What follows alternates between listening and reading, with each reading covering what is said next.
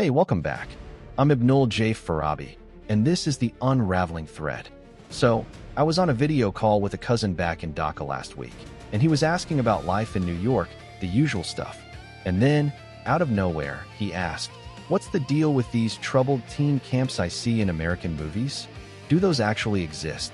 And it stopped me cold, because the answer is yes, they do exist. But the reality is so much darker and so much more systemic than any Hollywood plotline. It got me thinking about a pattern I've been seeing in the data, a thread I've been tugging on for months. It's a thread that connects a sprawling, multi-billion-dollar industry to our nation's prison system. And today, we're going to pull that thread all the way out. This is episode 39, The Clinic to Pipeline: How Teen Treatment Centers Feed Adult Prisons. Let's start with a story, not from a movie, but from a lawsuit. In 2022, a young man in Utah, we'll call him David, sued a residential treatment center where he'd been sent at 16. His parents, desperate and sold on promises of therapeutic care, paid thousands a month.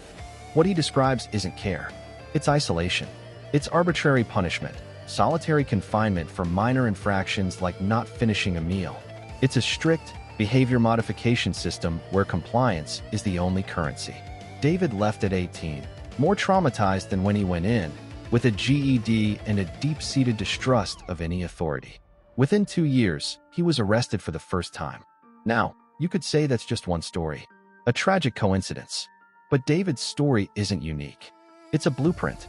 And when you zoom out, you see the blueprint repeating thousands of times over across the country. So what is this industry? We're talking about a network of for-profit youth residential treatment facilities, therapeutic boarding schools, wilderness programs, and behavior modification centers. They market themselves to desperate parents as the last, best hope for teens struggling with addiction, behavioral issues, or mental health crises. They're often located in remote areas, in states with lax regulations, and they operate on what's called a congregate care model. That's a sterile term for placing dozens, sometimes hundreds, of vulnerable kids together in a controlled, institutional setting. The primary therapy offered? Often, it's a system of levels and points, where privileges, like calling your parents or even making eye contact, are earned through absolute obedience. The critique from countless survivors and mental health professionals is that this doesn't teach coping skills. It teaches institutionalization. It teaches you that your personhood is conditional on following an arbitrary set of rules enforced by people with total power over you. Does that sound familiar? It should. It's a direct mirror of the carceral logic that governs our prisons. And this is where the thread starts to tighten. Because these programs don't exist in a vacuum. They are funded, incredibly, by public money. Through Medicaid, through state child welfare systems, through school districts outsourcing their problem students. We are using taxpayer dollars to send kids, disproportionately kids of color and LGBTQ+ youth, into these institutional settings. And what's the outcome data? The research is shockingly thin because the industry fights real oversight tooth and nail. But the anecdotal evidence, the lawsuits, the survivor networks, all point to the same thing. These places often exacerbate trauma. They rupture family bonds. They interrupt education.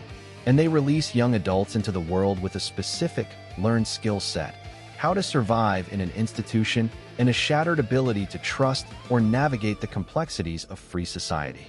Now, follow that person. They're now 18, maybe with a record from incidents at the facility, definitely with unmet mental health needs, likely estranged from support systems, and carrying profound trauma. Where do they end up? The statistics point to one destination. The pipeline isn't a metaphor. It's a documented trajectory. A study out of the University of Texas found that youth who experience institutional placement in group facilities are significantly more likely to have justice system involvement later in life. It's called the foster care to prison pipeline, but this is a feeder stream into that pipeline. These centers are effectively prep schools for the penitentiary.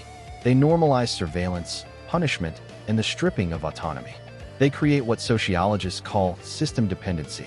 When the only way you've learned to solve problems is through a rigid system of punishments and rewards administered by an authority, where do you go when you're struggling as an adult? For too many, the answer is another system, the criminal justice system. It's a perverse cycle.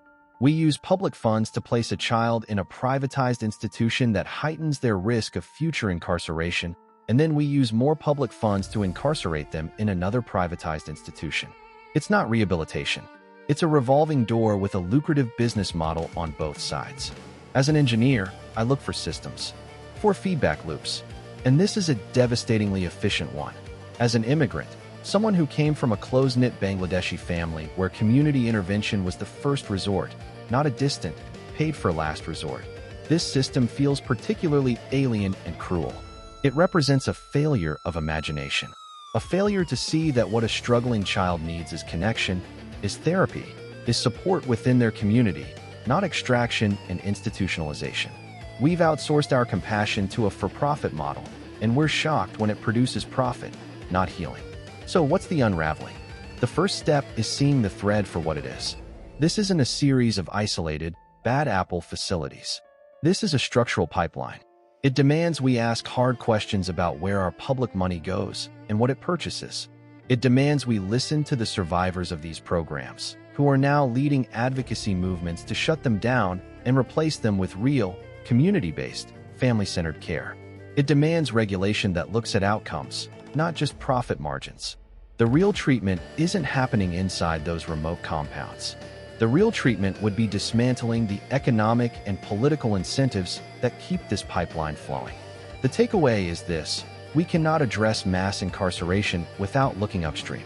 We have to look at the places where the carceral mindset is seated, often in childhood, often with the best of intentions. The path to prison isn't always born on a street corner. Sometimes it's meticulously constructed in a clinic in the desert, funded by a check from a desperate parent, and endorsed by a system that has forgotten how to heal.